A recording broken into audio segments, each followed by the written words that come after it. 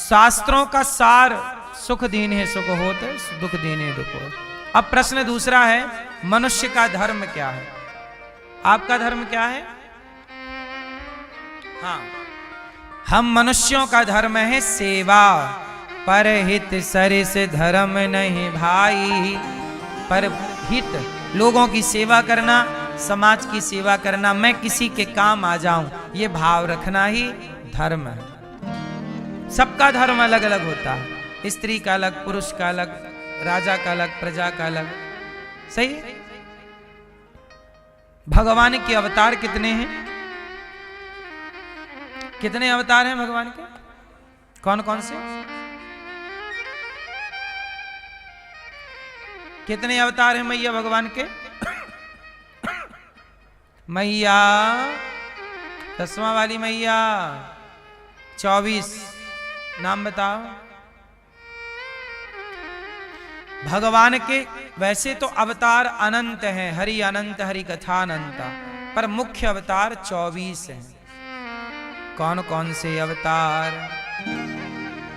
नारायण नारद हरि, कपिल देव श्री राम, हंस हयग्रीव मोहिनी, दत्तात्रेय सुखधाम, नरसिंह वामन व्यास जी, ऋषभ देव कुमार, यज्ञ पुरुष धनवंतरी, बुद्ध कल्कि अवतार, पृथु राजा 12 पुनि, कृष्ण चंद्र भगवान, परशुराम मत्स्य कमठ, पद्म पुराण प्रमाण। भगवान के 24 अवतार हैं। पहला अवतार सनकादि, सनक सनंदन सनातन सनत कुमार। दूसरा अवतार वाराह, तीसरा अवतार नारद जी, चौथा नर नारायण, पांचवा कपिल देव जी। भगवान ने अनेक अवतार क्यों लिए? सवाल ये खड़ा है, क्यों अनेक अवतार लेते हैं? अनेक कल्प में, अनेक समय पर, अनेक कार्यों के लिए भगवान अनेक अवतार लेते हैं। जैसे एक राक्षस ने वरदान मांग लिया, ना दिन को मरूं, ना रात को मरूं, ना अस्त्र से मरूं, ना शस्त्र से मरूं, ना ऊपर मरूं, ना नीचे मरूं, मरूं ही नहीं, 12 महीने में किसी महीने नहीं मरूं। तब उसके लिए भगवान ने एक अलग से डिजाइन किया अवतार, नरसिंह अवतार बने और हिरण्यकश्यपु को मारा। उस हिरण्यकश्यपु नाम के दैत्य को मारने के लिए नरसिंह अवतार लेना आवश्यक था, तो उनके लिए नरसिंह अवतार हुआ। बोलो हाँ। हिरण्यकश्यपु के भैया हिरण्याक्ष ने पृथ्वी को पाताल में छिपा दिया, तो पाताल से पृथ्वी को लाना, समुद्र में छिपा दिया ना, पृथ्वी को वहां से निकाल के लाना। अब इसके लिए भगवान को एक वाराह का अवतार लेना पड़ा। कौन सा अवतार? वाराह। तो वहां पे देखो, जो काम वाराह भगवान ने किया वो काम नरसिंह अवतार से नहीं हो सकता। हर अवतार के पीछे कारण है और कारण बिल्कुल ठोस है।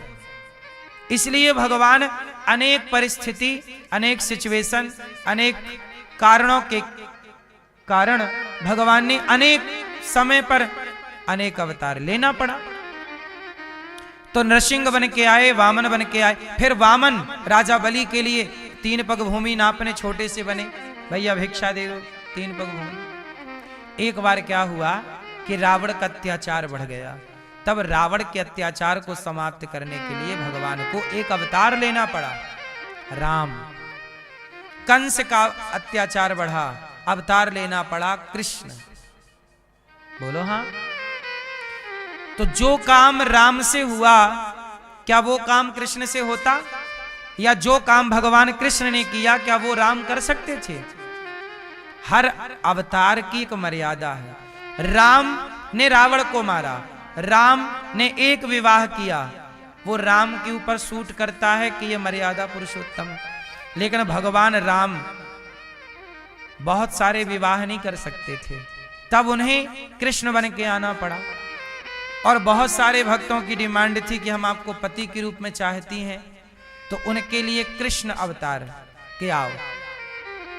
और किसी अवतार में इतनी सारी पत्नियों को स्वीकार नहीं किया, लेकिन ये जो पति के भाव से भज रही हैं वो जाएं कहां? उनके लिए एक सेपरेट अवतार लिया भगवान ने, कृष्ण। ये कृष्ण अवतार है। एक अवतार में ये लीला करना है, केवल विवाह करेंगे। एक अवतार में केवल एक विवाह करके मर्यादा की स्थापना करेंगे। एक अवतार में विवाह ही नहीं करेंगे। वामन अवतार में विवाह नहीं हुआ, नरसिंह अवतार में विवाह नहीं हुआ, कपिल अवतार में विवाह नहीं हुआ। बोलो हाँ। भगवान के बहुत अवतारों में भगवान का विवाह नहीं हुआ। वो अवतार तनिक देर के लिए हुआ, कार्य हुआ और पूरा हो गया। भगवान, अब आप लोग बताइए मुझे कि भगवान का वो कौन सा अवतार है जो अवतार इस धरा पर सबसे लंबे समय तक रहे? आप लोग बताइए। पीले भैया बताएंगे वो कौन सा अवतार है जो अवतार लेकर भगवान इस धरती पर सबसे लंबे समय तक रहे। चश्मा वाली मैया, कौन सा अवतार है? कौन सा अवतार है? वो कौन सा अवतार है जो अवतार लेकर भगवान सबसे, वामन भगवान का अवतार तो हुआ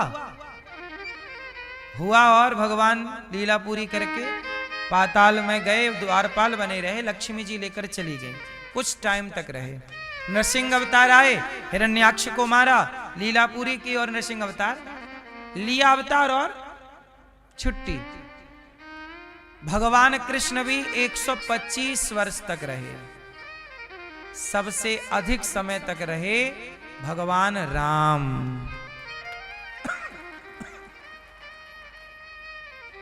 कितने साल रहे? 11,000 वर्षों तक। वाल्मीकि रामायण के अनुसार, भागवत जी के अनुसार 13,000 वर्षों तक। तो आप 11 समझिएगा, 11,000 वर्षों तक राम जी इस धरा पे राज्य करते रहे। तो राम जी का कार्यकाल सबसे लंबा है, ज्यादा है। इसलिए राजाओं के आदर्श राम हैं। राजाओं के आदर्श कौन? क्योंकि राम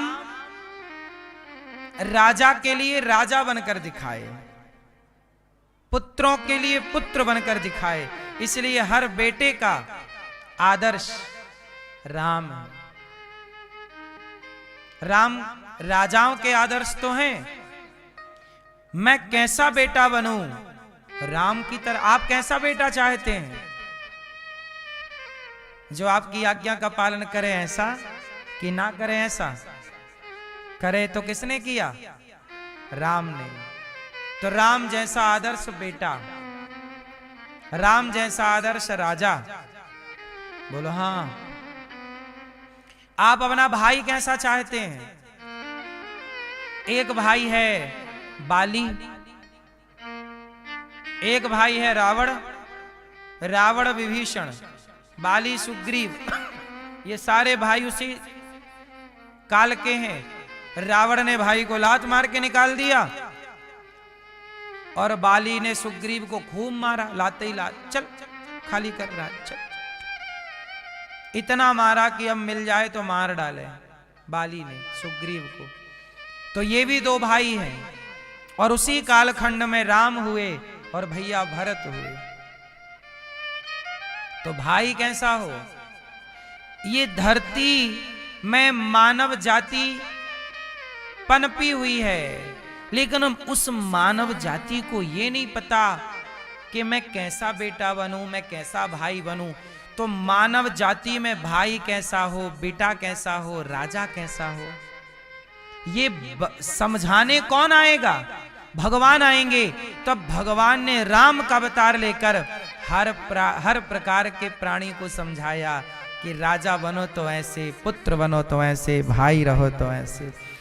एक आदर्शमय जीवन जी करके दुनिया को दिखाया राम ने कि आइंदा तुम ऐसे जियो मेरी तरह। तो भाई बनो तो भरत जी की तरह, राम की तरह, लक्ष्मण जी की तरह, रावण और बाली की तरह नहीं कि बाली को मारे, भाई को मारे। अर्थात क्यों आजकल ऐसे ही भाई ज्यादा दिख रहे हैं। भाई भाई का केस चल रहा है कोर्ट कचहरियों में, एक दूसरे का मर्डर कर रहे हैं भाई, है ना। इनको राम का आदर्श समझना चाहिए। बड़ा भाई कैसा हो, छोटा भाई कैसा हो, सही है कि गलत है। तो राम को बनना था ना आदर्श, इसलिए राम का जीवन बिल्कुल खिंचा हुआ है, कसौटी में खड़े हैं राम, बिल्कुल मर्यादा पुरुषोत्तम। अब मर्यादा की स्थापना हो गई तो दूसरा अवतार ले लिया कृष्ण। अब लीला करेंगे, माखन चुराएंगे, मटकी तोड़ेंगे, रास रचाएंगे, गोवर्धन उठाएंगे, क्योंकि मर्यादा की स्थापना हो चुकी।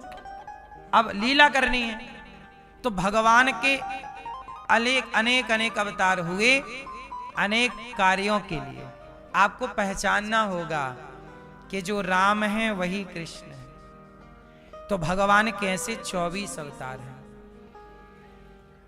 इन अवतारों को समझना बहुत जरूरी है। कभी भगवान मत्स्य बने, मछली, कच्छप बने, एक बार भगवान स्त्री बन गए। भगवान का एक अवतार स्त्री के रूप में हुआ। कौन सा अवतार था? कौन सा मैया, कौन सा था? भगवान का एक अवतार था मोहिनी। और ये मोहिनी अवतार जो है ये भगवान का विशेष अवतार है, ये स्त्रियों के लिए है। इसलिए जब आप अपनी पत्नी को देखा करो, अच्छा सच बताओ, आपकी पत्नी आपका मन मोह लेती है कि नहीं? बोलो बोलो।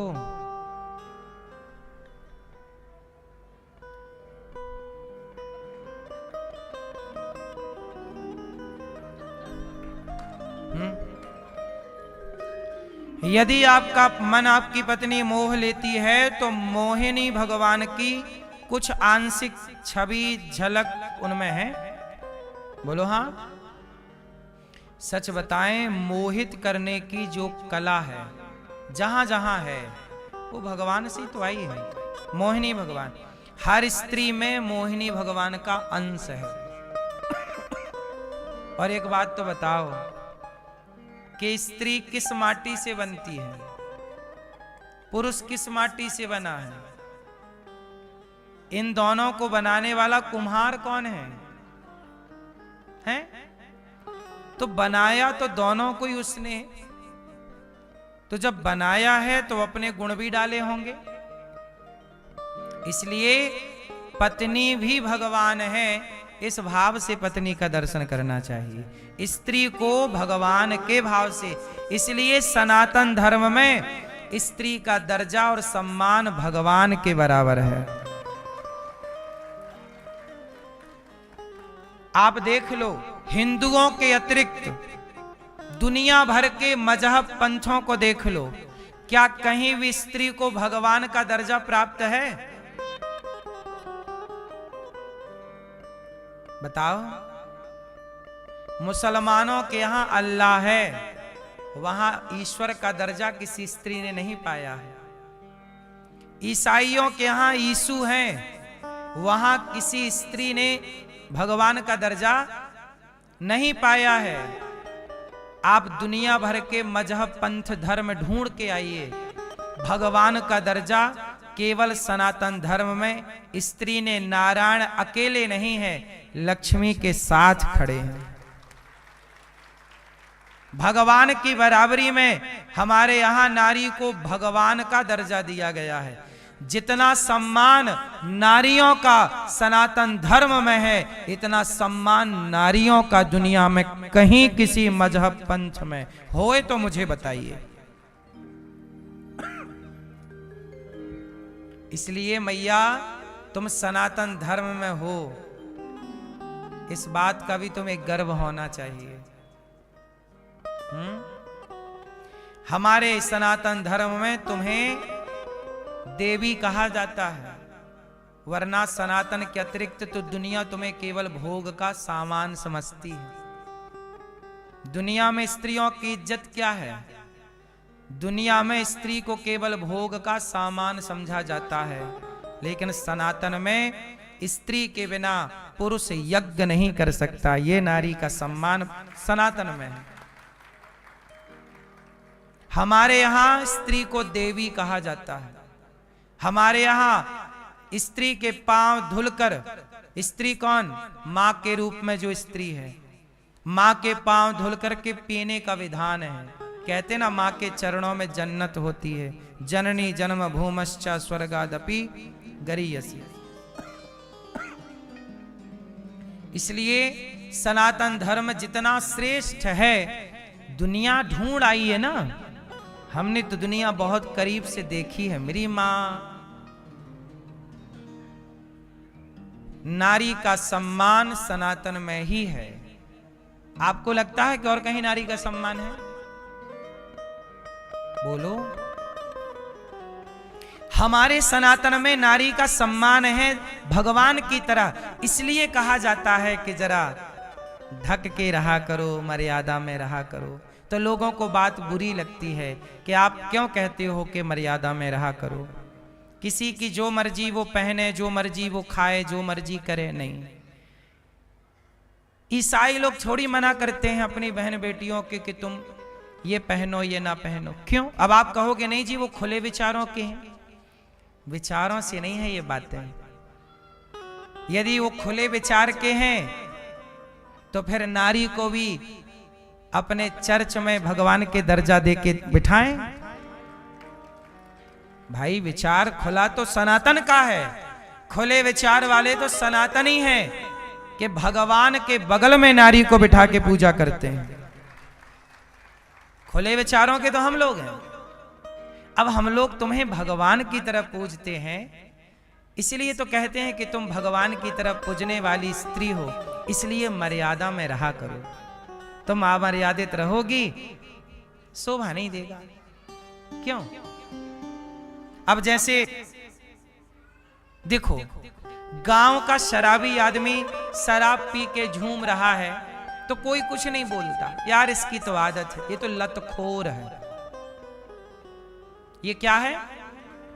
लतखोर है, ये तो रोज का काम है। लेकिन सोचो कि गांव के बहुत बड़े विद्वान गुरुजी शराब पी के झूमने लगे,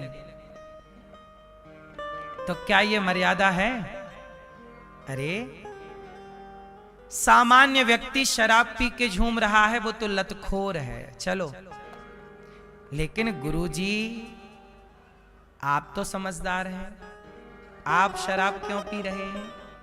तो उम्मीद उस शराबी से ना की जाएगी, उम्मीद अच्छे लोगों से ही की जाती है। इसलिए सनातन की नारियों से ही उम्मीद की जा रही है कि तुम तो मर्यादा में रहो। हम उनको तो कह नहीं सकते कि मर्यादा में रहो, क्योंकि वहां तो कोई मर्यादा ही तुम्हें कहा जा रहा है, क्योंकि तुम मर्यादा में रहने वाली हो। क्यों? बात समझ में आ रही है कि नहीं? कि नहीं आ रही है? आप अच्छे हो। सनातन की स्त्रियां सबसे श्रेष्ठ स्त्रियां हैं। तो हम अपनी बहन बेटियों को तो समझाएंगे कि बेटा दुनिया की चकाचौंध में वो निर्वस्त्र घूम रही हैं, अर्धनग्न घूम रही हैं, तुमको शोभा ना देगा, क्योंकि तुम सनातनी हो, वो सनातनी नहीं है। बोलो हाँ। मैं अमेरिका गया, ऑस्ट्रेलिया गया, तो वहां की जो स्त्रियां थी वो तो बिल्कुल अर्धनग्न घूम रही थी वहां खुले में। वहां का कल्चर ऐसा है, वहां छोड़ी हम किसी को बोले कि ये गलत है, क्योंकि वहां इस तरह का चलन है। वो तो बिल्कुल ना के बराबर कपड़ा, जैसे हमारे यहाँ जितने कपड़े, बच्चा छोटा सा नहीं पहनता कपड़ा, पुंतरिया है ना, छोटा बच्चा पैदा होता है तो उसे पुंतरिया पहनाते हैं। बोलो हाँ, ऐसे वहां पहने पहने घूम रही थी लंगोटी। बस वही लंगोटी थी वहां।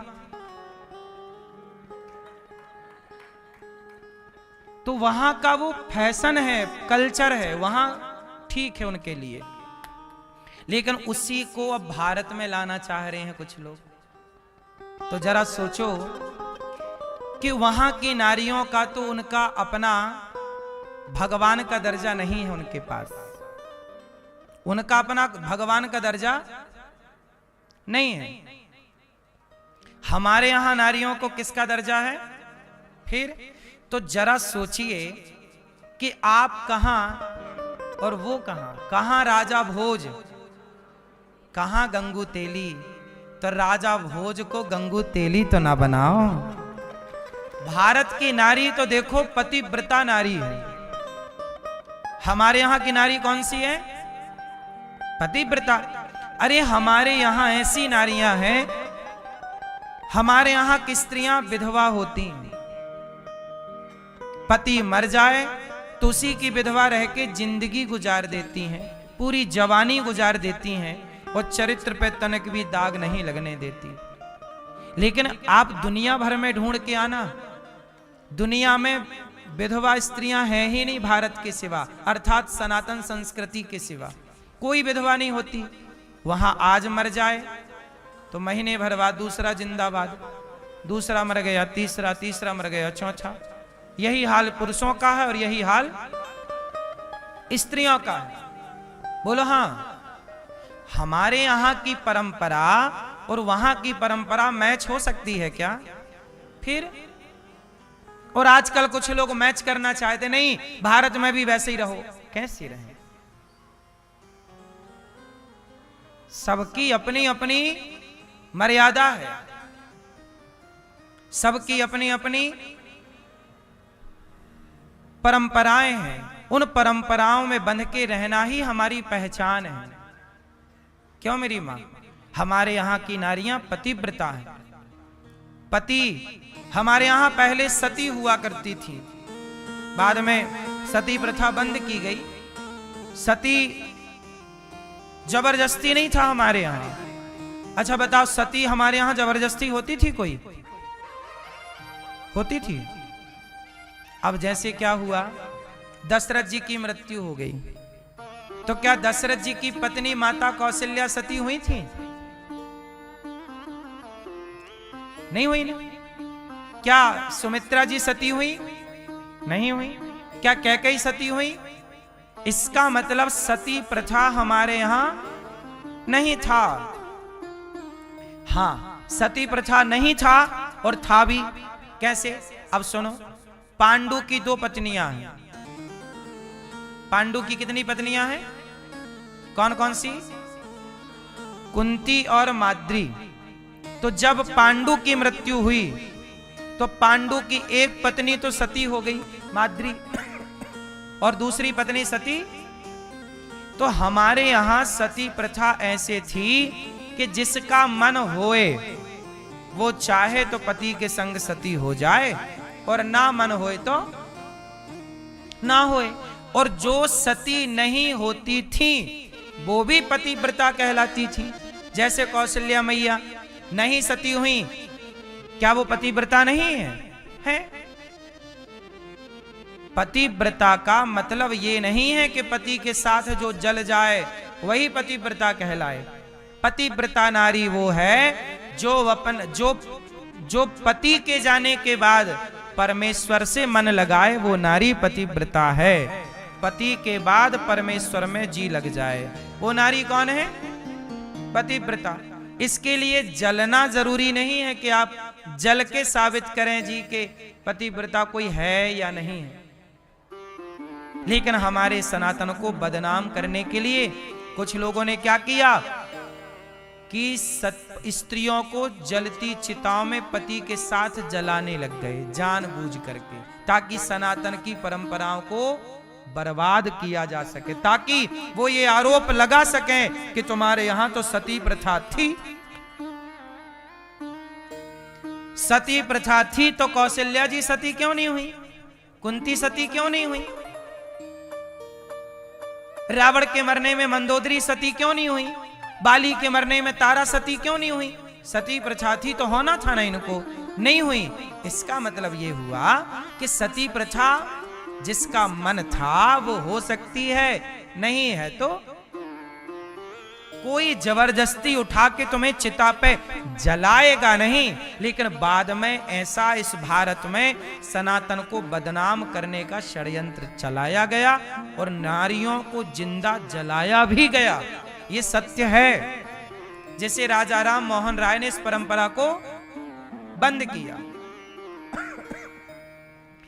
देखो परंपराएं गलत बनी तो बंद हुई, लेकिन इससे क्या हुआ, सनातन पर उंगलियां उठने लग गई कि जी सनातन धर्म में तो सती प्रथा थी, सती प्रथा थी। आपको मैं ये सारी बात इसलिए बता रहा हूं कि कहीं प्रसंगवश ये बातें खड़ी हों तो आप उत्तर दे सकें कि भाई सनातन में सती प्रथा नहीं थी, यदि थी तो कौशल्या जी सती क्यों नहीं हुई, ये आप उत्तर दे सकते हैं। सती प्रथा नहीं थी, सती प्रथा जबरदस्ती डाल करके सनातन को बदनाम करने का एक षड्यंत्र चलाया। सनातन पे सबकी नजर पहले भी थी, आज भी है।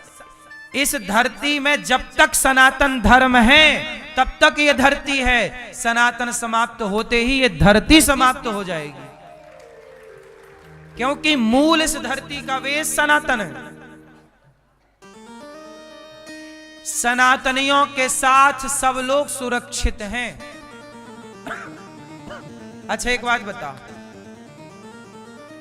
सनातनियों के साथ मुसलमान रहें तो सुरक्षित हैं कि नहीं? हैं। पर मुसलमानों के साथ सनातनी सुरक्षित हैं क्या? पाकिस्तान में कितने हिंदू थे, अब कितने बचे देख लो, और भारत में कितने मुसलमान थे, कितने तरह से हैं आप देख लो। तो हिंदू के साथ मुसलमान भी सुरक्षित है, हिंदू के साथ ईसाई भी सुरक्षित है, हिंदू के साथ बौद्ध भी सुरक्षित है, हिंदू के साथ धरती की हर मानवता सुरक्षित है, लेकिन हिंदू सुरक्षित नहीं है और किसी के साथ। क्यों? इसका भी एक कारण है, क्योंकि सनातन धर्म इतना श्रेष्ठ है कि जहां तुम सनातनी होते हो और अपनी श्रेष्ठ मानसिकता को समाज में लाते हो, वहां कुछ तो तुम्हारा समर्थन कर देते हैं, लेकिन कुछ जलने लगते हैं तुम सरे, ये तो श्रेष्ठ विचारधारा लेके आ गया। सनातन की विचारधारा कैसी है? श्रेष्ठ। क्या विचारधारा श्रेष्ठ है बताओ? सनातन की क्या महानता है? पहला महानता, नारी को भगवान की तरह पूजा जाता है, पहली महानता सनातन की। दूसरा, सनातन ही ऐसा है जो खून बहाने पर विश्वास नहीं करता, अहिंसा ही परमो धर्म की बात करता है, दया धर्म का मूल है, ये बात करता। जहां खून बहाने पर कोई यकीन नहीं करता सनातनी, ये दूसरी विशेषता सनातन की। सनातन की तीसरी विशेषता, सनातनी ही प्रकृति से प्यार करने वाला है। सनातनी ऐसा है, पीपल की, नीम की, बट वृक्ष की, तुलसी की, आंवला की, हर पेड़ की पूजा करता है, पर्वतों की पूजा करता है, नदी की पूजा करता है। अरे सनातन ही ऐसा है कि एक पत्थर का भी सम्मान करता है, उसे भी माथे से लगाता है पत्थर को। बोलो हाँ, क्योंकि इन पत्थरों के कारण हम सबका घर बनता है, इसलिए हम उस पत्थर का भी आदर करते हैं। तो सनातन की श्रेष्ठताएं ये हैं कि सनातनी एक अलग ही खून लेके पैदा होता है, सनातनियों का अलग ही ब्लड है, अलग ही रक्त है। बोलो हाँ, इसलिए सनातन की श्रेष्ठता से लोग जलते हैं, इसलिए सनातन को दबाना और मिटाना चाहते हैं। लेकिन मुगल आए, मिटाने का कितना प्रयास किया, लेकिन मिटाया नहीं। लेकिन एक बात बताऊं, पाकिस्तान से तो सनातन मिट गया, बांग्लादेश से भी सनातन मिट गया, बोलो हाँ, अफगानिस्तान से भी मिट गया। इसका मतलब ये हुआ कि आप सनातनियों को अपने अस्तित्व को बचाए रखने के लिए जागना तो चाहिए। यदि सोते रहे तो पाकिस्तान भी भारत ही था कभी, बांग्लादेश भी भारत ही था कभी, लेकिन अब वहां हिंदू खोजे न मिलते, और हैं भी तो डरे सहमे हैं। तो कहीं आपका अस्तित्व खतरे में ना हो, इसके लिए हम बता रहे हैं कि आप अपने संस्कृति, अपने धर्म को जानो और अपने बच्चों को धर्म का पाठ जरूर पढ़ाओ। और संगठित रहने की बहुत आवश्यकता है। सनातनियों को जहां भी हो दुनिया में संगठित रहो, क्योंकि आजकल उसी का बोलबाला है जो संगठित है।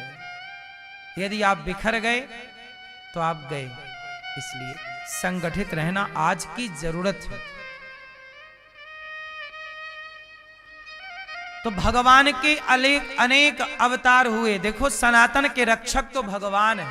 जब जब हो ये धर्म की हानि, वो खुद रक्षक है, पर फिर भी हमारा और आपका भी अपना कुछ कर्तव्य है ही, वो हम पूरा करते रहें। तो भगवान के 24 अवतार हुए, और 24 अवतार भगवान ने हर परिस्थिति पर धारण किया। वेद व्यास जी ने 17 पुराण लिख डाले, शांति नहीं मिली। तब व्यास जी ने नारद जी के कहने पर भागवत जी की रचना की। और भागवत जी की शुरुआत कहां से की? महाभारत के युद्ध से। महाभारत का युद्ध हुआ। महाभारत के युद्ध में आपको कुछ सीखने को जरूर मिलेगा। महाभारत की कथाएं बहुत कुछ सिखाती हैं। क्या क्या सिखाती हैं? आओ कुछ कुछ शिक्षा हम महाभारत से ग्रहण कर लेते हैं। जो हमारे काम की है हम ग्रहण कर लेते हैं। जो व्यक्ति सीखता है ना, वो व्यक्ति जीतता जरूर है, आगे जरूर बढ़ता है। बात समझ में आई कि नहीं? सीखते रहना चाहिए। हर परिस्थिति में कुछ ना कुछ सीखो। अब महाभारत से क्या सीखा आप लोगों ने? आप बताओ। महाभारत में 2 दल हैं, पांडव और कौरव। इन दोनों दलों के पास अपना अपना धर्म है। पांडवों के पास धर्मराज युधिष्ठिर हैं और कौरवों के पास विदुर जी हैं। विदुर जी भी धर्म के अवतार हैं। अब दोनों में अंतर केवल इतना है कि दुर्योधन विदुर जी के हिसाब से नहीं चलता, विदुर जी को अपने हिसाब से चलाना चाहता है। और पांडव धर्मराज युधिष्ठिर के हिसाब से चलते हैं। अच्छा, एक बात बताओ, जीतोगे कब? जब धर्म को अपने हिसाब से चलाओगे या धर्म के हिसाब से चलोगे? इसलिए कहता हूं, धर्म को अपने हिसाब से ना चलाओ, धर्म को अपने हिसाब से ना चलाओ, धर्म के हिसाब से चलो, धर्म के हिसाब से चलो। मेरी मां, धर्म कभी मेरे हिसाब से नहीं चलता। अनिरुद्धाचार्य को ही धर्म के हिसाब से चलना पड़ेगा। यदि आज ये दास अनिरुद्ध आपके बीच में है तो केवल इसलिए है कि मैं धर्म के हिसाब से चला हूं, धर्म के रास्ते चला हूं। यदि मैं धर्म को अपने हिसाब से चलाऊं या धर्म का रास्ता छोड़ दूं तो मैं आपके सामने कैसे बैठूंगा? अच्छा, ये बताओ, राम धर्म के हिसाब से चलते हैं कि रावण धर्म के हिसाब से चलता है? राम तो चलते हैं धर्म के हिसाब से और रावण चाहता है कि धर्म मेरे हिसाब से चले। मैं जैसा कहूं वैसा हो। मैं कहूं कि दिन है तो दिन माना जाए, मैं कहूं कि रात है तो, मैं कहूं कि पराई नारी को चुराना सही है तो सही माना जाएगा। लंका में रावण कहता है कि मेरा धर्म चलेगा, पराई औरत को मैं लाया हूं तो सब लोग कहो कि मैंने ठीक किया, तुम क्यों कहते हो कि गलत किया? रावण को जो समझाने आता, रावण बोलता ये क्यों कह रहे हो कि मैंने गलत किया? मैं रावण हूं, मैं राजा हूं, मैं लंकापति हूं। और राजा भगवान होता है, तो मैं जो कह रहा हूं कर रहा हूं वही धर्म है। तो रावण ने धर्म के हिसाब से ना चलकर धर्म को अपने हिसाब से चलाना चाहा, इसलिए रावण का सर्वनाश हो गया। आपसे मेरी इतनी प्रार्थना है कि धर्म को आप लोग अपने हिसाब से ना चलाइएगा। बात समझ में आई कि नहीं? धर्म जैसा है वैसा ही रहेगा और उसके हिसाब से आपको चलना पड़ेगा। बोलो हाँ। नारी का धर्म है पति की सेवा करना, तो नारी को पति की सेवा करनी चाहिए। पुरुष का धर्म है नारी का सम्मान करना, तो नारी का सम्मान करना चाहिए। पुत्र का धर्म है माँ बाप की सेवा करना।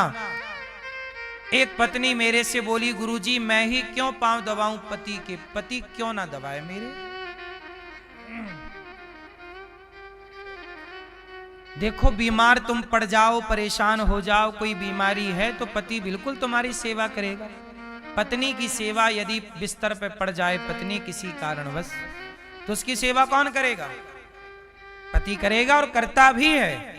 जरूरत पड़ती है तो पति ही पांव में तेल लगा के तुम्हारे तेल पांव की मालिश करता है, तुम्हारी सेवा भी करता, तुम्हें बना के भी खिलाता है। तुम्हारे पांव दबाने की जरूरत पड़ती है तो पांव भी दबाता है। लेकिन ये आपातकाल है। ये क्या है? आपातकाल। आपातकाल में पति बिल्कुल सेवा करे पत्नी की, लेकिन तुम बिल्कुल खा पी के चंगा हो और कहो, ए घनश्याम चल पांव दबा।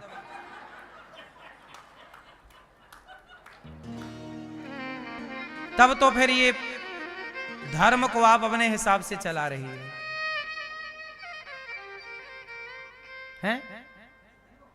धर्म के हिसाब से चलो मेरी मां। धर्म कहता है कि लक्ष्मी जी सदा नारायण के चरण दबाती हैं। पति की सेवा करनी चाहिए, पति को परमेश्वर और पत्नी को परमेश्वरी मानना चाहिए, दोनों के लिए है।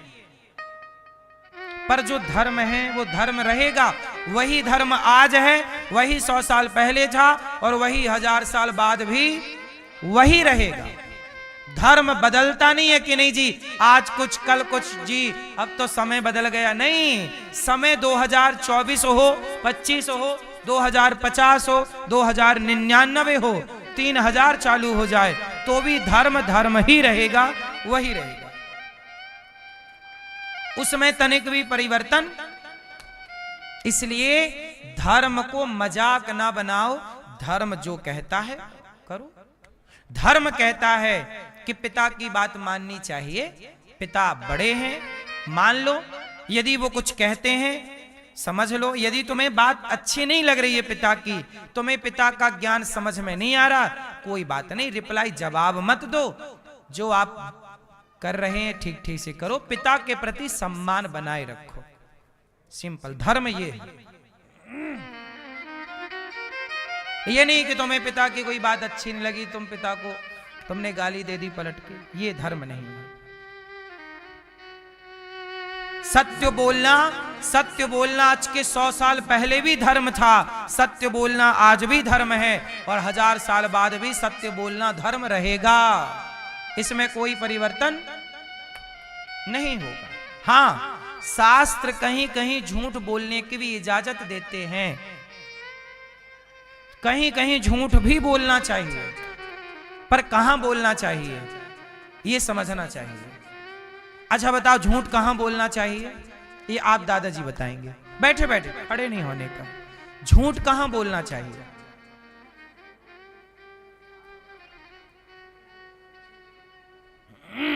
सुनो, झूठ बोलना चाहिए कहां? भगवान कृष्ण ने कहा धर्मराज युधिष्ठिर से, झूठ बोल दो। भगवान कह रहे हैं, ये हमारे भगवान कह रहे हैं धर्मराज झूठ बोलो। झूठ क्या बोलो? बोले बोल दो कि अश्वत्थामा मारा गया। बोल दो, बोल दो। गुरु द्रोणाचार्य को खबर मिली कि अश्वत्थामा, अश्वत्थामा कौन है? गुरु द्रोणाचार्य जी का बेटा। गुरु द्रोणाचार्य जी के पुत्र का नाम अश्वत्थामा है। अब खबर फैली कि अश्वत्थामा युद्ध में मारा गया, तो गुरु द्रोणाचार्य को विश्वास नहीं हुआ। उन्होंने पूछा धर्मराज युधिष्ठिर से, ए धर्मराज युधिष्ठिर, मैं तेरे पे विश्वास करता हूं, तू कभी झूठ नहीं बोलता, चल बोल, अश्वत्थामा मारा गया कि नहीं? भगवान बोले बोल दो, मारा गया। धर्मराज बोले प्रभु क्या कह रहे हो, झूठ बुलवा रहे हो, आप भगवान हो, झूठ बुलवा रहे हो। भगवान बोले हाँ, ये गुरु द्रोणाचार्य सारी सेना मारे डाल रहे हैं, जो खड़ी सेना है उसको मार रहे हैं। आज ये बड़े गुस्से में हैं, सारी सेना खत्म कर देंगे। यदि तुम्हारे झूठ बोलने से सच जीत रहा हो तो सच को जिताने के लिए झूठ बोल दो, वरना ये गुरु द्रोणाचार्य मार डालेंगे सबको, सारी सेना मारी जाएगी, तुम हम सब मारे जाएंगे। ये गुरु द्रोणाचार्य हल्के मत लो, बड़े दिग्गज हैं। झूठ बोलने से किसे जिताया भगवान ने? सच को। क्यों? क्योंकि गुरु द्रोणाचार्य किसके साथ थे? अधर्म के साथ थे, गलत के साथ। ये वही बलात्कारियों के जो बड़ी सभा में साड़ी खींच रहे थे, उन दुर्योधन के साथ खड़े हैं। ये कौन से भले लोग हैं दुर्योधन और दुशासन लोग, उनका साथ दे रहे हैं, जिनके परिवार की अपनी बहू का इन्होंने ख्याल नहीं रखा। यदि ये जीत जाएंगे महाभारत तो इनके राज्य में तो हर गली चौराहे में नारियों के कपड़े उतारे जाएंगे। जब इन्होंने अपनी भाभी के कपड़े नहीं छोड़े तो ये राजा बनेंगे तो ये किसके कपड़े छोड़ेंगे? इसलिए झूठ बोल दो। धर्मराज युधिष्ठिर बोले मैं नहीं बोलता झूठ। भगवान की बात काट दी, और काट दी तो क्या करें? बोले पहले अश्वत्थामा मरा ही नहीं, मैं क्यों झूठ बोलूं? मैं नहीं। धर्मराज सोची, इतने बड़े धर्म, इसलिए उनका नाम है धर्मराज, कि भगवान के कहने पर भी उन्होंने झूठ, इतना प्यार सच से। तब क्या किया? बोले अश्वत्थामा नाम का एक हाथी था, उस हाथी को मार दिया भीम ने। अब बोले देखो अश्वत्थामा मारा गया ना, ये मर गया। बोले ये तो हाथी है, और वो अपने बेटे का पूछ रहे हैं। अरे बोले आप बोल दो मारा गया। अरे कैसे बोल रहे? तो अच्छा बोल दो कि चलो हाथी ही मारा गया। चलो ठीक, चलो। हाँ गुरुजी बेटा अश्वत्थामा मारा गया। हाँ गुरुजी अश्वत्थामा मारा गया। बाद में बोल रहे हैं नरोबा कुंजरोबा, वो नर मारा गया कि कुंजर मतलब हाथी। और जितना बोला कि भगवान ने शंख बजा दिया। तो ये बात गुरु द्रोणाचार्य जी ने सुनी,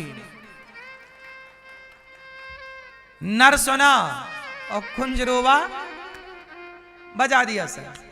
उन्होंने गुरु द्रोणाचार्य ने धनुष छोड़ दिया। पुत्र का वियोग, पुत्र मारा गया। पुत्र का वियोग हुआ, धृष्टद्युम्न आया और धृष्टद्युम्न ने तलवार निकाली और शोक में डूबे गुरु द्रोणाचार्य जी का सिर काट दिया। गुरु द्रोणाचार्य जी की मृत्यु हो गई। अब ये सारा खेल कैसे हुआ? एक झूठ बोल देने से लाखों निर्दोष सेना की जान भगवान कृष्ण ने बचाई है। भगवान कहते हैं, अच्छा ये बताओ भगवान कृष्ण ने झूठ बोलने का बोला, इसमें भगवान कृष्ण का कोई स्वार्थ था?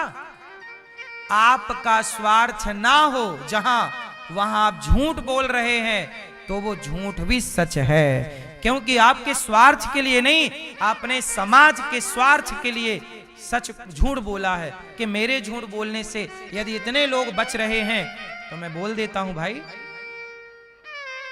मेरा अपना स्वार्थ नहीं है। झूठ वहां मत बोलना जहां खुद का लाभ हो, स्वार्थ हो। मेरा अपना कोई स्वार्थ नहीं।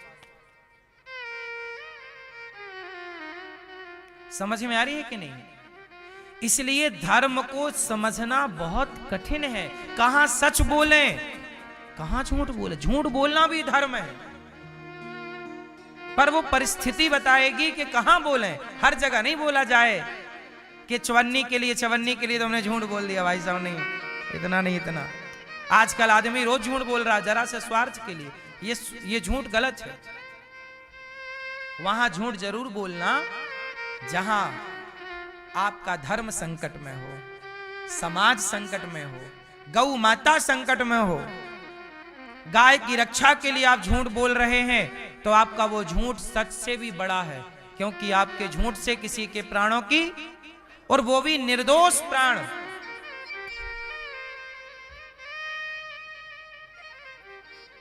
कोई आतंकवादी मर रहा है तो ठीक है, उसके लिए सच बोल के मरे या झूठ बोल के आतंकवादी मरे, उसको मारना धर्म है, लेकिन किसी को बचाना धर्म है।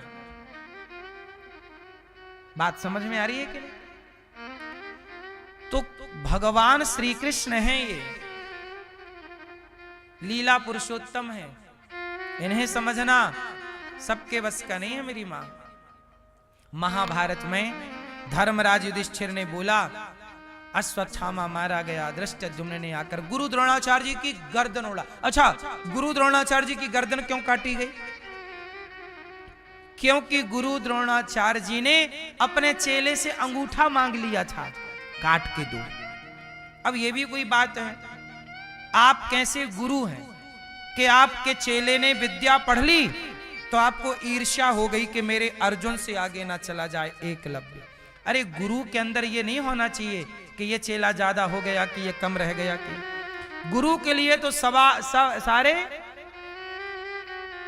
बराबर हो, पर गुरु द्रोणाचार्य जी के अंदर ये दोष था। एकलव्य आगे क्यों निकल गया?